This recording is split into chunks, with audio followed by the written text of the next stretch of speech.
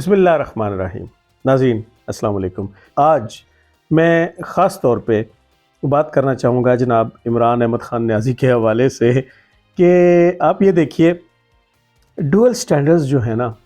جو ڈبل سٹینڈر ہے، جو دوہرے فیس ہیں، جو دوہرے معیار ہیں، وہ کسی لیڈر کی کوالٹی نہیں ہوتے۔ آلدو کہ جو بھی عمران خان صاحب کے چاہنے والے ہیں وہ شاید اس بات پہ بڑا نقطہ اعتراض اٹھائیں گے اور مختلف قسم کی تعویلیں پیش کریں گے اور یہ ثابت کرنے کی کوشش کریں گے کہ ان کے لیڈر جیسا اسمارٹ، ہینڈسم، خوبصورت، اٹریکٹیو آدمی کوئی نہیں۔ وہ بڑا کھل کے اس طرح سے کر کے اقوام متحدہ میں بولتا ہے اور تقریریں بھی بہت اچھی کرتا ہے، اور اس وقت قوم کا حقیقی مسیحا وہی ہے۔ لیکن ہمیں تھوڑا سا سوچنا ہے ٹھنڈے دماغ سے، ایک نیوٹرل انداز سے،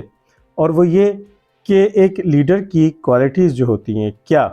ہمارے موجودہ حکمران، چاہے اس میں نواز شریف ہوں، چاہے اس میں شہباز شریف ہوں، چاہے اس میں عمران خان ہو، پیپلز پارٹی کا پورا گروپ، آصف علی زرداری اور ان کے حواری ہوں، کیا وہ اس پہ پورا اترتے ہیں یا نہیں؟ ہمارے ہاں در حقیقت ایک پیمانہ موجود نہیں ہے،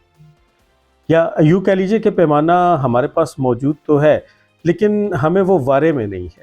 ہم اس کے مطابق چلنا نہیں چاہتے، اس پیمانے کے مطابق ہم خود کو ڈھالنا نہیں چاہتے۔ یہی عمران خان صاحب جب کنٹینر پہ کھڑے تھے اور ابھی انہیں اقتدار کا نشہ نہیں لگا تھا، تو انہوں نے ایک بغاوت کا اعلان کیا تھا، انہوں نے سول نافرمانی کا اعلان کیا تھا، انہوں نے کنٹینر پہ کھڑے ہو کے وہ بل جو ہے ان کو جلا دیا تھا اور کہا تھا اوئے میں بل نہیں بھروں گا، لیکن اس کے بعد انہوں نے وہی بل بھرا، اور جب اپنی حکومت آئی تو اس میں انہوں نے اپنے خلاف اٹھنے والی ہر اس آواز کو دبا دیا کہ جو انہیں آئینہ دکھانے کے لیے آگے آنا چاہتی تھی۔ صحافیوں کو جس طریقے سے نظر بند کیا گیا، صحافیوں کے اوپر جس طریقے سے پابندیاں لگائی گئیں، جن لوگوں کو ایئر ٹائم سے آف کیا گیا، وہ آپ سب کے سامنے ہے۔ اب ایک نئی چیز شروع ہو چکی ہے۔ اس سے پہلے آپ یہ دیکھیے کہ عمران خان کے 4 سالوں میں تقریریں اور الفاظ تو بہت سننے کو ملے۔ لفاظی کے جادوگر جناب عمران احمد خان نیازی نے قوم کو 4 سال ایک ٹرک کی بتی کے پیچھے لگائے رکھا۔ ہمیں ہالینڈ کے وزیر اعظم کے سائیکل پہ جانے کی مثالیں دی جاتی رہیں، لیکن خود جناب عمران احمد خان نیازی معاف کیجیے گا، ہیلی کاپٹر پہ بنی گالہ سے وزیر اعظم ہاؤس تشریف لے جاتے رہے۔ اس کے بعد خیبر پختونخوا حکومت کا ہیلی کاپٹر جس طریقے سے استعمال کیا گیا اور بعد میں اس کو قانونی شکل دے کہ جیسے عمران احمد خان نیازی صاحب کو نوازا گیا، اس کی مثال آپ کے سامنے ہے۔ ان کی حکومت میں ان لوگوں کو خاص طور پہ تھنک ٹینک میں شامل کیا گیا یا مین سٹریم میں شامل کیا گیا، جو لوٹے تھے، جو دوسری مختلف جماعتوں سے آئے تھے، فواد چودھری، اعظم سواتی، شاہ محمود قریشی اور اس طرح کے دیگر جتنے بھی لوگ ہیں، یہ بابر اعوان صاحب اور باقی تمام لوگ، ان کے ماضی سے ہر کوئی واقف ہے، ان کے کردار سے ہر کوئی واقف ہے۔ وہ جو ہم یہ کہتے ہیں کہ ہم پچھلے 70 سالوں سے حکمرانوں کو بھگت رہے ہیں، تو اس میں صرف نواز شریف یا زرداری یا عمران خان یا یہ لوگ کوئی ایک خاص ایک جماعت شامل نہیں ہے۔ یعنی آپ ایسا نہیں کہہ سکتے کہ ایک جماعت نے تو ملک کو لوٹ کے کھایا جبکہ دوسری جو ہے وہ ٹھیک تھی۔ گو یہ سارے ایک جیسے ہیں۔ اب ہوتا یہ ہے کہ چڑھتے سورج کے پجاری جیسے ہی کسی ہوا کا رخ بدلتا دیکھتے ہیں تو فوراً یہ پرندے اڑ کے دوسری جگہوں پہ جا بیٹھتے ہیں۔ جب ہم بات کرتے ہیں خان صاحب کے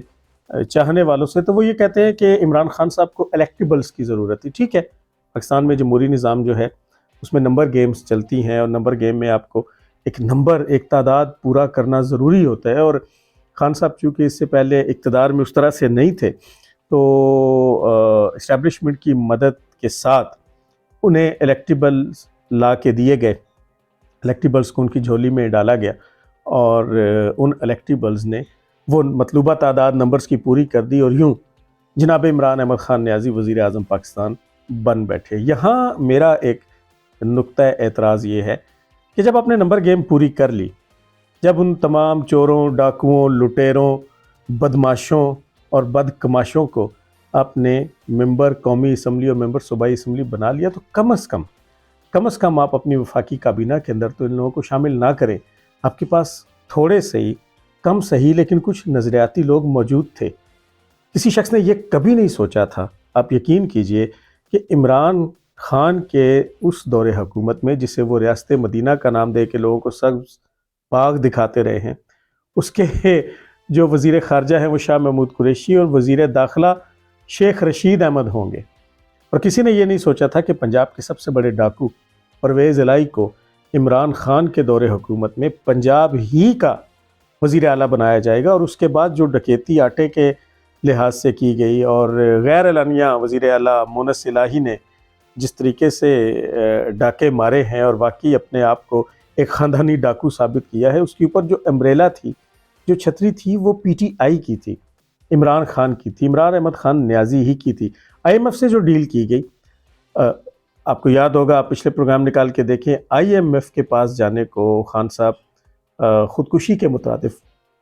قرار دیتے تھے، اور وہ اس بات کا اظہار کرتے تھے کہ آئی ایم ایف کے پاس جانے سے تو بہتر ہے کہ میں خودکشی کر لوں۔ خودکشی تو نہیں کی گئی۔ البتہ پاکستان آج جس موڑ پہ کھڑا ہے، یقیناً موجودہ حکومت اس کی ذمہ دار تو ہے، لیکن اس بیج کو پی ٹی آئی نے ہی بویا تھا۔ اور وہ تمام چیزیں جن کو زبانی انداز سے پلاننگ کے لیے آپ کے پاس دیکھیں، اب میں اگر ایک گھر بنانے کی کوشش کرتا ہوں اور میرے پاس ایک مطلوبہ رقم اور جمع پونجی موجود ہے، تو میں پہلے اس کی ڈرائنگ بناؤں گا، اس ڈرائنگ کے بعد میں اس ڈرائنگ کو اپروو کرواؤں گا، پھر میں اس کا لے آؤٹ کروں گا، اس کے بعد میں اس کی چنائی کروں گا، پھر پلستر تک بات چلی جائے گی اور پھر اس کی فنیشنگ آئے گی۔ سو چیزوں کی ایک ترتیب ہے جس کے لیے آپ کو پہلے سے ہوم ورک کرنا پڑتا ہے۔ ایسا نہیں ہوتا کہ آپ مستری بھی اکٹھے کر لیں، آپ مزدور بھی اکٹھے کر لیں اور آپ ان کو اپنے مطلوبہ زمین پہ، پلاٹ پہ بھی لے جائیں، اور تب آپ ان سے کہیں کہ یار ادھر ایک کمرہ بنا دو اور یہاں بنا دو۔ وہ آپ سے آپ کا ایک روڈ میپ یا آپ کا ایک میپ، آپ کا نقشہ، آپ کی ڈرائنگ مانگے گا۔ لیکن ایک کنفیوژن، ایک تذبذب ہمیں شروع میں پی ٹی آئی کے دور میں دیکھنے کو ملا، جس میں بار بار آپ کے جتنے بھی لوگ بیوروکریسی میں تھے ان کو تبدیل کیا گیا، بار بار تبدیل کیا گیا، آئی جیز کو تبدیل کیا گیا، وزرائے خزانہ کو تبدیل کیا گیا، لیکن ڈیلیور کوئی نہیں کر سکا۔ اب موجودہ صورتحال کے اندر خان صاحب نے جب حکومت ان کے پاس سے چلی گئی، یا یوں کہیے کہ ان کے اوپر سے اسٹیبلشمنٹ کا دست شفقت جو ہے وہ ہٹ گیا اور اٹھ گیا، تو اس کے بعد اب جیل بھرو تحریک کا اعلان کیا جا رہا ہے، اور ایک ایسے وقت میں کہ جب عوام کو کھانے کے لیے روٹی میسر نہیں، اور پچھلی خان صاحب کی ہی حکومت میں کچھ ڈیلیور بھی نہیں کیا گیا، اس میں لوگ جیل کیوں بھریں؟ جناب آپ یہ بتائیے کہ ہم کس چیز میں جیل بھریں، جبکہ آپ دوبارہ یہ بیان دے چکے ہیں کہ اگر آپ دوبارہ تشریف لے آئیں گے تو آپ کا وزیر خزانہ شوکت ترین ہی ہوگا، اور آپ کی ٹیم یہی ہوگی جو آج آپ کے ساتھ ہے۔ انہوں نے کچھ ڈیلیور نہیں کیا، نہ ہی آپ کے پاس کوئی روڈ میپ ہے۔ روز عوام کو ٹرک کی بتی کے پیچھے لگانا، اور روز عوام کو یہ بتانا کہ فلاں ملک کا وزیر اعظم سائیکل پہ جاتا ہے، فلاں ملک میں چین نے اپنے 500 وزیروں کو لٹکا دیا تھا، فلاں نے یہ کر دیا تھا، فلاں نے وہ کر دیا تھا۔ اب آپ کا یہ چورن بکنے والا نہیں۔ اگر آپ نے اپنے دور میں کسی ایک کرپٹ کو بھی لٹکایا ہوتا، میں آپ کو ایک چھوٹی سی مثال دوں گا۔ وزیر آباد کے اندر مہاراجہ رنجیت سنگھ سے وابستہ ایک مسمن برج ہے، جو بیسیکلی اس دور کا ڈپلومیٹک انکلیو ہے۔ اس کے اندر ایک ایگزیکیوشن چیمبر ہے، یعنی پھانسی گھاٹ۔ تاریخ گواہ ہے کہ مہاراجہ رنجیت سنگھ نے وہ اس لیے بنایا تھا کہ اگر رنجیت سنگھ کی حکومت کے اندر کوئی حکومتی نمائندہ، کوئی حکومتی ہرکارہ اگر کرپشن کرے گا تو اس کو یہاں پھانسی دی جائے گی، اور 7 دن تک اس کی لاش کو لٹکایا جائے گا۔ اور صرف ایک دفعہ ایسا ہوا، اس کے بعد جب تک رنجیت سنگھ کی حکومت پنجاب میں رہی، دوسرا کوئی واقعہ پیش نہیں آیا۔ لیکن آپ کے دور میں کیا ہوا؟ یہی جھانسے دیے گئے، لوگوں کو یہی سبز باغ دکھائے گئے، لیکن آپ نے کسی کے ساتھ ایسا نہیں کیا۔ تو اب آپ روتے کس بات کو ہیں؟ آپ اس حصار سے نکلیے، آپ لیڈر بنیے، آپ بہادری کا سامنا کیجئے، باہر آئیے۔ اگر آپ نے جیل بھرنا ہے تو سب سے پہلے اس کا آغاز خود اپنی ذات سے کیجئے، اور آپ کے وہ صاحب زادگان جو پچھلے دنوں ہمیں سکرین پہ ہم نے دیکھا کہ یورپی ممالک کے اندر ریڈ کارپٹ پہ جلوے بکھیر رہے تھے، اور ان کی والدہ ماجدہ ان کے ساتھ تھی، ان کو لائیے اور اپنی فیملی سے اس کا آغاز کیجئے، تاکہ ہمیں آپ کی لیڈرشپ کی کوالٹیز کا پتہ چلے۔ آپ لوگوں کے بچوں کے اوپر تجربے مت کریں، آپ لوگوں کے بچوں سے جیلیں مت بھریں، آپ لوگوں کو دھوکہ مت دیں۔ پاکستان کو اس وقت تحریک پاکستان کی دوبارہ سے ضرورت ہے، اور تحریک پاکستان میں اب یہ کھوٹے سکے جو ہر پارٹی میں موجود ہیں وہ نہیں چلیں گے۔